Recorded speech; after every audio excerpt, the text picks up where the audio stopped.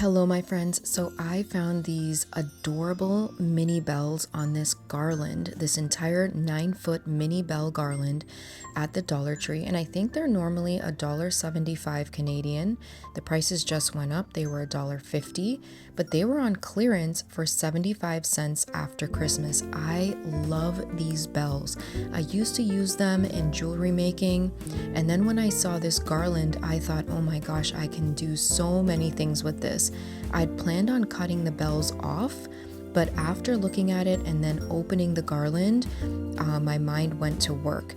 So it's really easy to take this apart. You just find the end of the garland itself and start unwinding. Now, some of them came apart pretty easily, or like I was able to unwind them fairly easily, but other ones, they were wound a little bit more tightly and sort of like interwoven, like this one here, but no big deal. The only thing I'll warn you about, and you'll see me point at this in just a moment, is that not all of the garlands are an entire, one piece that's 9 feet long. Some of them are 2 pieces like this right here.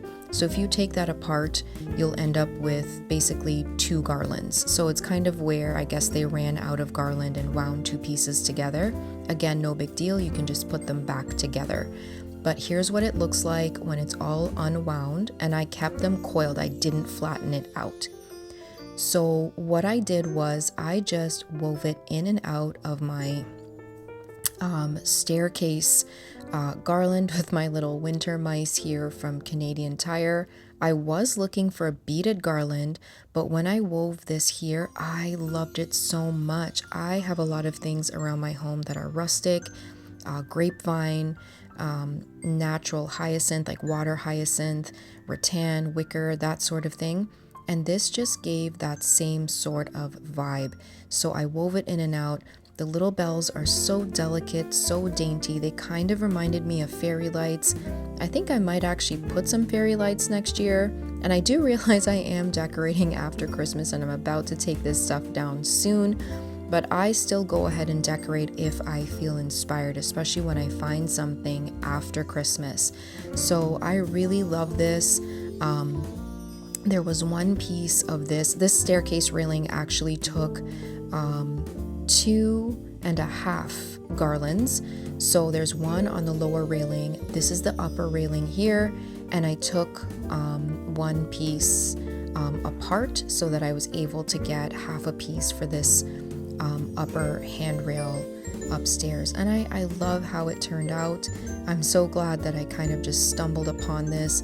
I had one from last year that I never used, but when I saw these sort of silvery looking ones, they almost look like tarnished silver if you saw at the beginning of the video there. I love these, and so I went ahead and decided to decorate with those. So I didn't really do much for my centerpiece this year. I just removed my pumpkin and roses from Thanksgiving and left the greenery from my Thanksgiving video. If you haven't seen that, I would encourage you to have a look. And I added these scented pine cones, and I really just didn't know what I was going to do with this. I didn't do much over Christmas, just left it there, and it scented the living room quite nicely, the dining area. But then my gears started grinding when I saw the mini bells. I also have these water hyacinth coasters from IKEA, so I decided to stick those into the mix too, and that would tie in with the rest of my decor. So I use a lot of natural pieces, a lot of various materials like rattan, wicker, I mentioned that earlier, cotton, hemp, all that sort of stuff. And so I use different textures as well. And the vibe I was going for with this centerpiece was just kind of wild, and it didn't really have any sort of pattern to it. So I let the pine cones rest where they may, stuck in the little coasters wherever I thought they looked nice.